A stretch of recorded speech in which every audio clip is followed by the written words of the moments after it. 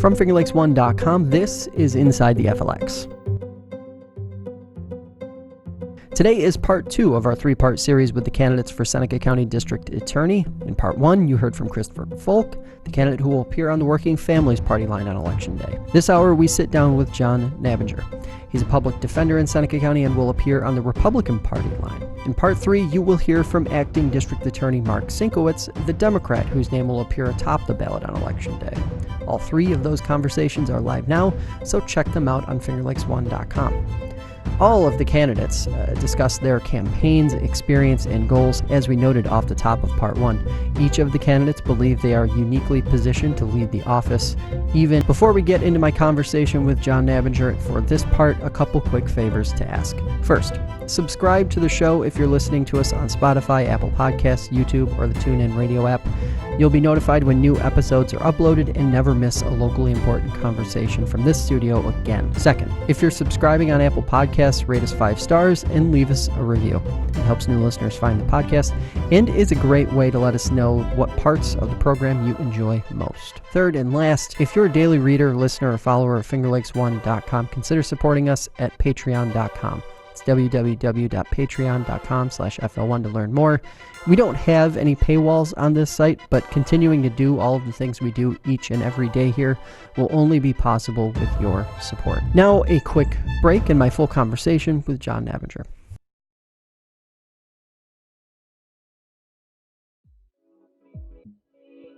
Today's episode is brought to you by Herman Brothers Furniture Store. Tired of the big box approach to furniture shopping? Stop in to Herman Brothers Store located in downtown Lyons and see how they've been doing it since 1945. Herman Brothers carries one of the largest selections of furniture, appliances, and mattresses between Rochester and Syracuse. And even better, Herman Brothers services all of the furniture and appliances they sell.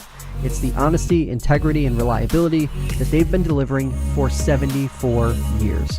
Stop in, shop online, or give Herman Brothers a call to learn more about their low prices, free layaway, interest-free financing, and no credit needed financing.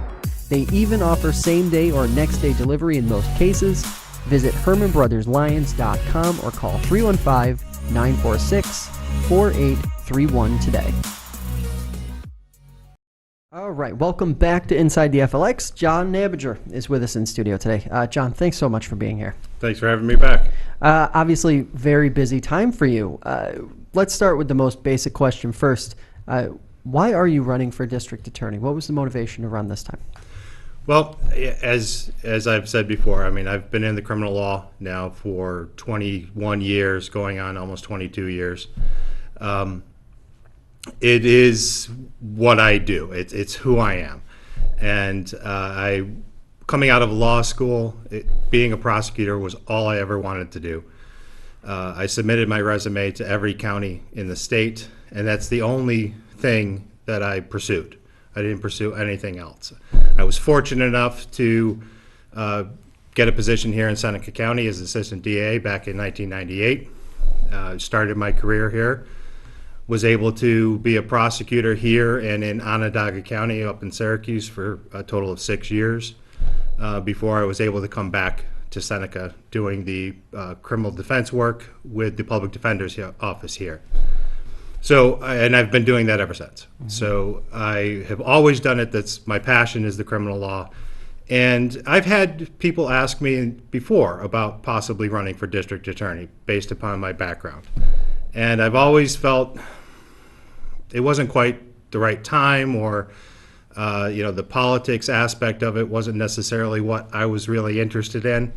But I looked around when I was asked about it this time, and I looked around and I saw who else I thought would be running potentially. And I considered all that I have been given, the opportunities that I've been given, and the experiences that I've seen, and I've said to myself, you know what, it's time for me to step up. I need to run this time. I believe that I can do a better job than what has been done. I think this county deserves better than what has been done, and I think that I can do that. And I said, okay, we're gonna put it out there, and we're gonna take a shot. And of course, I want to ask what the transition would be like for you, obviously segueing from your current work into, the first 90 days, first 120 days. But we can't really have that conversation without also talking about the changes that are coming on January 1st. Sure. So first, let's get into that. When you look at some of the bail reform changes and the procedural changes that are going to be taking shape come January 1st, what are some of your concerns? And also to that end, how do you feel like you would navigate those concerns if elected on Election Day? Well, I mean, the scope of the changes, to start with, it is from the bail, as you say, the bail aspect, the fact that there is going to be so many different people that are going to be eligible for release, and it's not just the new cases. It's actually people who are currently incarcerated potentially on January 1st are going to be eligible to be released quite a bit. So that's actually, all of this work has to start before then, and we've been doing that. We've been having meetings, we've been having programs as far as trying to figure out the process that's going to happen, or the process that needs to be in place to deal with that. The probation department dealing with their notification, acting as the pretrial agency to do notifications to defendants, because that is something that is now going to be required. So those processes are being discussed and put in place now, so that it's not just, okay, oh wait, it's January 1st, we have to deal with this. It is going to be very difficult and demanding as far as cases, having to deal with them in court, because I expect that we're going to see a significant increase of people not showing up. I just think that's going to happen, and that's unfortunate. Because in my discussions with various law enforcement agencies, various people, I've been told, and from my own experience, I know this to be true, one of the most dangerous times for a law enforcement officer is executing a warrant or dealing with a person, that they don't know has a warrant, but that person does. And that is a very difficult time, a very dangerous time for our men and women who are on the street dealing with these people. The increase in the people who are going to be out there with that, I think, is just wrong. I think we shouldn't have that. It's not that we couldn't deal with bail better, because we certainly could. I think this probably has gone a bit too far, and I think that ultimately we're going to see that. As far as handling the cases after that initial arraignment issue and the bail situation and so forth, it's going to be very difficult. There's new demands on the prosecution to provide discovery within a very short window, to make sure that that you are not only providing discovery, but you are seeking it out from all kinds of different places that it may rest. This may be a case that you don't have direct access to some of that paperwork, or to that agency, or whatever you are dealing with. You may not have direct access to that, and you have to rely on them providing it to you to then turn it over within this very short period of time. And you could potentially have consequences if that doesn't happen. Now, there are some things in the law that are written to extend time periods for good cause and things like that, and that is certainly going to be helpful. But one of the things that I'm aware of that I know is going to be helpful to us, and again, talking to the various agencies, is the countywide database or system where the district attorney's office can actually get online, log in to various agencies' websites, or not websites, but into their computer bases online, and actually have access to their computer files for the cases and see all of the reports, see all the body cam video, all of that. And you can do that right from the DA's office. Mm-hmm. And you don't have to wait for that to come to you. You can get it almost right away. And from what I understand, that hasn't been utilized that much. And I think that's a terrible waste of resources and opportunity. So that's going to help. No doubt, that's going to help. But it is going to be a challenge, no doubt. It's going to be a big challenge. When you look at not only and you alluded to it a little bit there, the physical task that has to be fulfilled through the new processes, but then also the administrative side.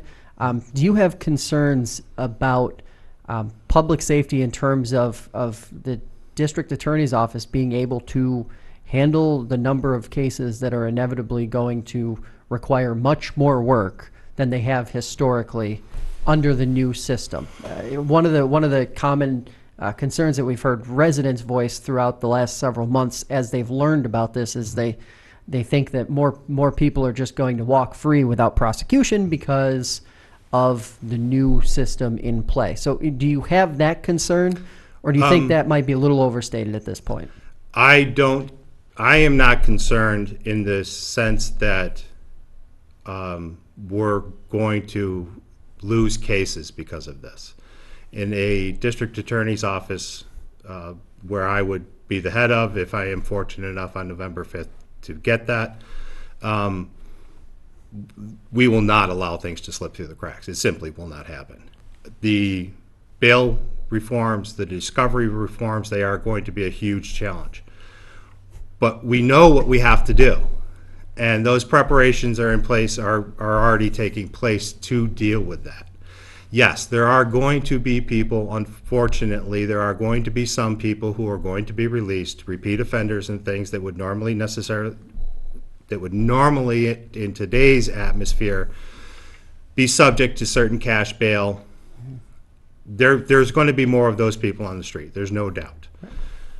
Ultimately, that in itself is a safety concern to the community, and that is one of the things that I obviously have a great concern about.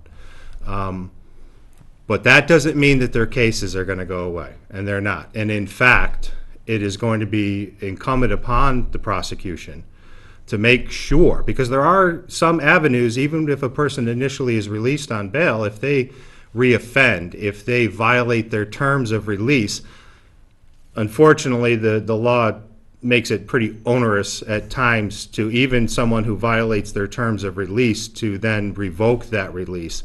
But it's going to be incumbent upon the prosecution to stay on top of each and every one of those situations to make sure that if there are violations of their releases, that it is being addressed, and that if a person can and should be, their release be revoked, we have to do it. So, no, as far as the cases not being addressed, that is not a personal concern of mine, because I know that we will be there and we will be taking care of those cases. To that end, another one of the sort of ancillary concerns that some folks have voiced is that there is potential for cases to be prosecuted, I guess, a little more vigorously under the new system, because there is less there's less reason for prosecutors to either strike deals or go with a less aggressive path than just taking cases to trial. So what is your feeling there in terms of what this would actually mean for the prosecutorial numbers in a county like Seneca, which probably is a little slower in terms of cases that go to trial compared to an Ontario or a Monroe or an Onondaga? Well, I don't think these new rules affect one of the, in my opinion, the actual core discretion that is invested in a prosecution's office and in the district attorney. These are simply rules, procedural rules that we're going to have to deal with. But when making decisions about a case, how to prosecute that case, how to deal with that individual, I don't see that these changes are going to directly affect that kind of a decision. We're still going to have to look at the person, look at the other people, the victims involved in the crime, the circumstances of the crime, the defendant's history, and make the decisions about, what level do we want to prosecute this person at? How vigorously, as you say, do we want to go after that person? Do we want to give them some kind of an opportunity, to maybe have a different path? And I think we talked about this the last time I was here, that there are two kinds of people, I think, that we deal with in the criminal justice system. There's the people the criminals, and those, in my opinion, when I say that is the person who, that is who they are. I mean, those are the life choices that they've made. That is pretty much always who they're going to be, whether they're, out on the street or whether they're locked up. When they are on the street, we're going to be dealing with them as committing crimes. Those people we have to always be very vigorous with. Those are the people that have had their opportunities, they've made their choices. We have to deal with them accordingly. And the other type of people, generally speaking, that we deal with are people who commit crimes. Now, it doesn't mean that they're necessarily bad people. That doesn't mean that that's what they have at heart of who they are. And those people are the kinds of people that we need to be able to encourage different behavior. They have to be held responsible for what they've done, but we have to encourage different behavior. We have to give them the opportunities and tools, potentially, to change their behavior and the path that they're on. Because these are people that are going to be in our community. And even with the criminals, unfortunately, ultimately, except in very rare circumstances, all of these people, they're going to be coming back to our community if they do go to jail or prison. They're coming back to the street eventually. And if we don't change a behavior, if we don't give an opportunity to be on a different path, then we're just going to be dealing with it again. And that's not being soft on people. That's a public safety concern. That's an economic concern. We want these people to, when they come back, to be productive members of society, not dangerous people to society. So we want to give people an opportunity to do something different when that is appropriate. So it's the discretion of the DA, which is huge, and that's really at the core of the prosecutorial decision of how to deal with people. I don't really see these new rules as changing that. It changes the procedure that we have to deal with when we are making those decisions, and ultimately how we implement those decisions. One of the issues that has been divisive, I guess would be the right word, among how to handle it is the opioid epidemic. Some folks believe that DAs, prosecutors should be going as hard as they possibly can against offenders to prevent the spread of and the behavior. But then there's another portion of the population that feels like that is just not the sole way to approach this thing, and it needs to be a little more nuanced than that. Weigh in terms of what you think the DA's office role should be in navigating this issue moving forward and trying to work with all of the different agencies and all the different people who are involved. Well, as I've said before, the opioid crisis and the drug crisis in general, but that certainly is the point, the spear point of it at this point, is probably one of the most destructive things I've encountered in my years of criminal law. But dealing with that, I think, goes back to what we were just talking about. Yeah. There are the guy that's or girl that is out there selling simply with a profit motive. The guy that wants to put a new 80-inch flat screen on his wall. That guy needs to be dealt with harshly. That is a person that is simply feeding off of our community, the misery of some of the most vulnerable members of our community. That person should see no quarter.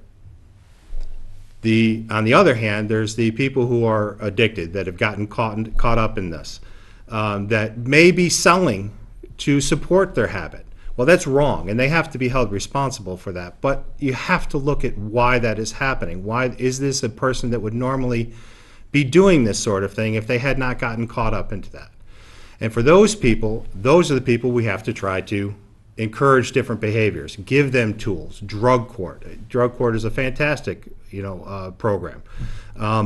There's opioid courts that are starting to open throughout the state. I think those are, that are specifically targeted towards that, with a lot of the medically assisted treatment that is now coming forward. I mean, that's been in place for a while, but they're making advances with that all the time. Early on in my career, I was never necessarily a big fan of the drug court program, but as I progressed and as I learned about it and saw some of the successes that it has had, I've come to realize that it is a huge tool. I mean, there are people that my doubts initially were that court-mandated treatment I didn't think would necessarily be effective. In my opinion, from what I had known previously, my mother was a RN substance abuse nurse. She worked in a couple of different rehabs up in Syracuse for her career. I know an awful lot about it simply from listening to her.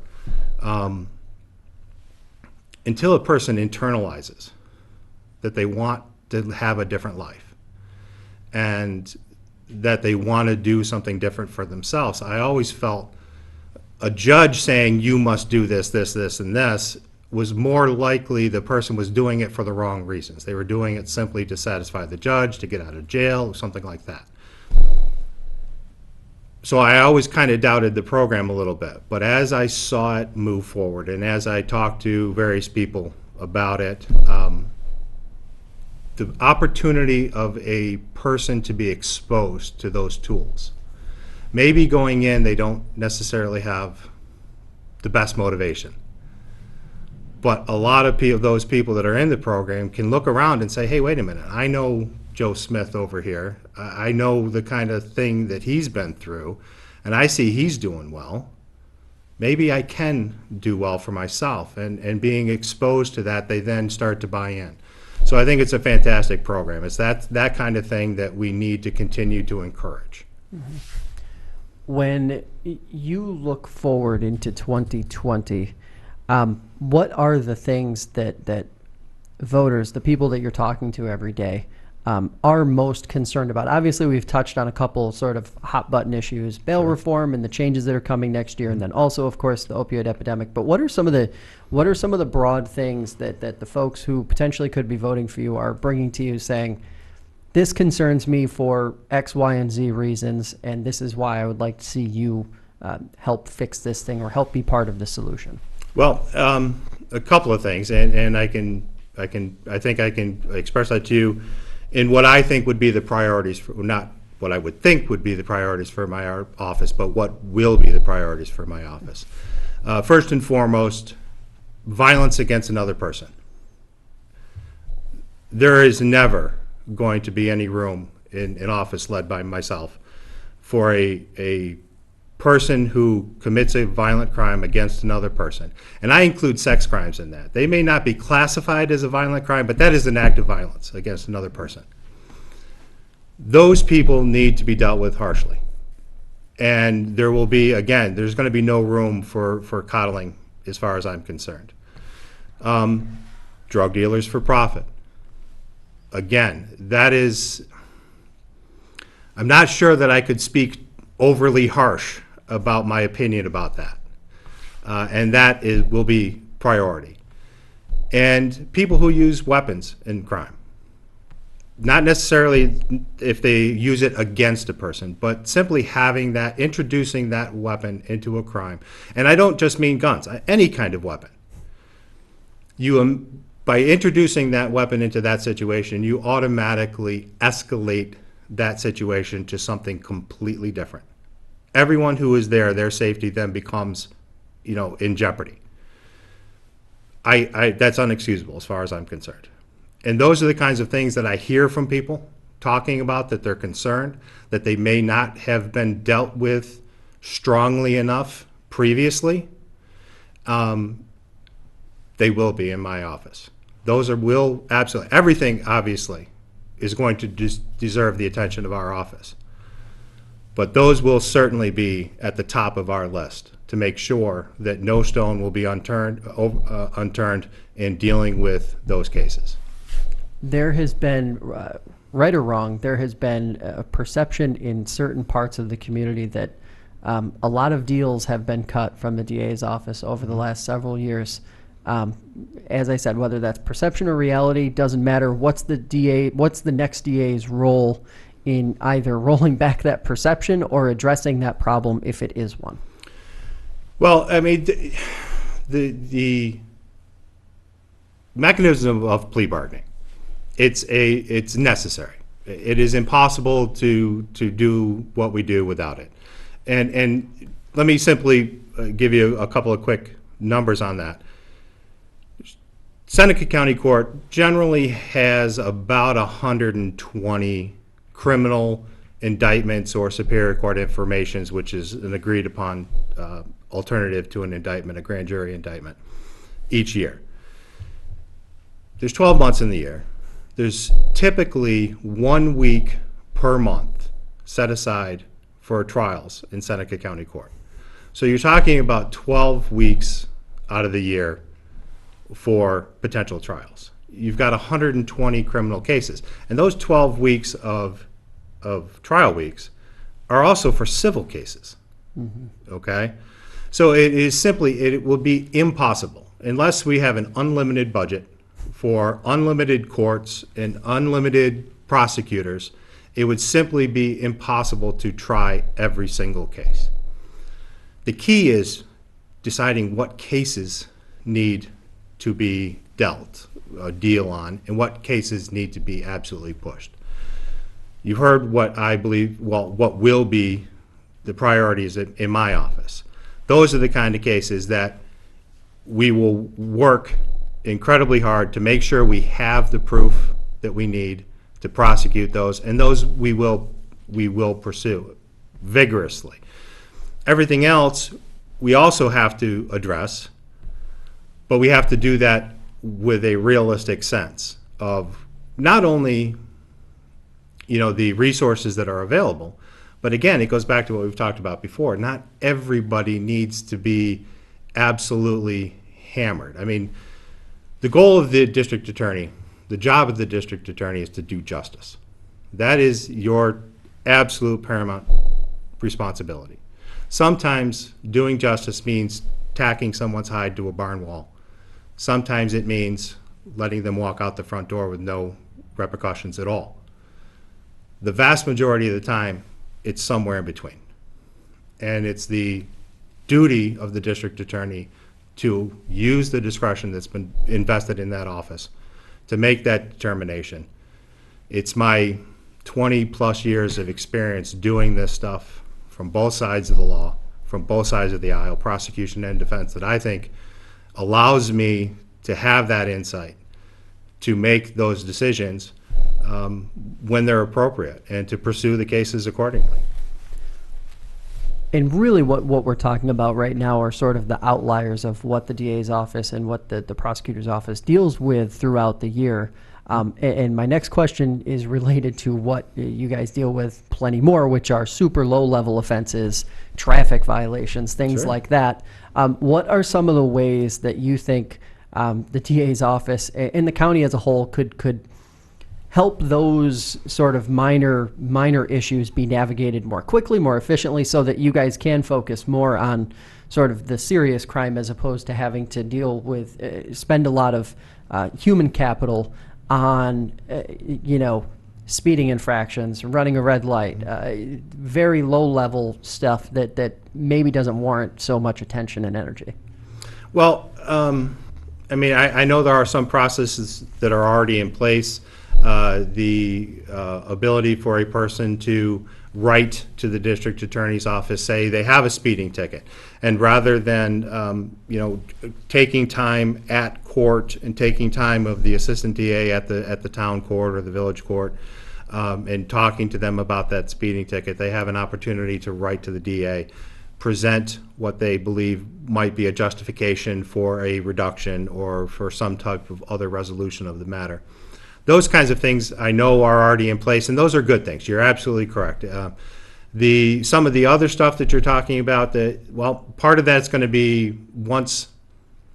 It's hard to assess some of that until I'm actually there and see what all of the internal processes that are in place, and to be able to judge that. I know that, from my experience in Onondaga County, one of the things that we used to do up there, now a much, much larger county, much larger volume of cases, they used to have what was called a walk-in desk. And at any time through certain hours, and actually up there it was staffed all day, every day, that I don't think would be a realistic thing here. A defense attorney could come in, say, I want to talk to the walk-in attorney prosecutor about this particular case. And that was all for the outlying courts, the town and village courts. So they could come in, they could fill out a sheet. The people that were running it, they would go and they would get the file. They would bring it to the assistant district attorney who was manning that desk that day. And that assistant or that defense attorney would have an opportunity to talk to that assistant DA about that particular case. And that could expedite the process out in the town and village courts. Again, taking less time out there, demanding less time. Now, again, like I said, that office has almost 50 assistant DAs in it. So it would be a much more difficult thing to do here. But it's that kind of thing, having access, and setting priorities for what cases, what level we're going to pursue them, prioritizing your time and resources. And again, like I said, until I'm actually there and seeing how a lot of that is done and how the individual assistants do their cases, it's kind of hard to comment necessarily on exactly what we would change or what we would try to do different. But I think it does boil down to access, and doing that outside of the short time windows that we have when we're actually in court trying to deal with cases. Because unfortunately, we have seen an increase in cases in Seneca County over the last few years.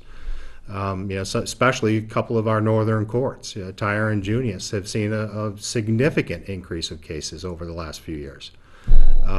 So it is a question of assessing and streamlining those processes. And last question, of course, where can folks learn more about your campaign leading up to Election Day? Well, I am John Nabinger for DA.com and for John Nabinger, Seneca County DA on Facebook. All right. Appreciate the time, John. Thanks for coming in. Thanks for having me.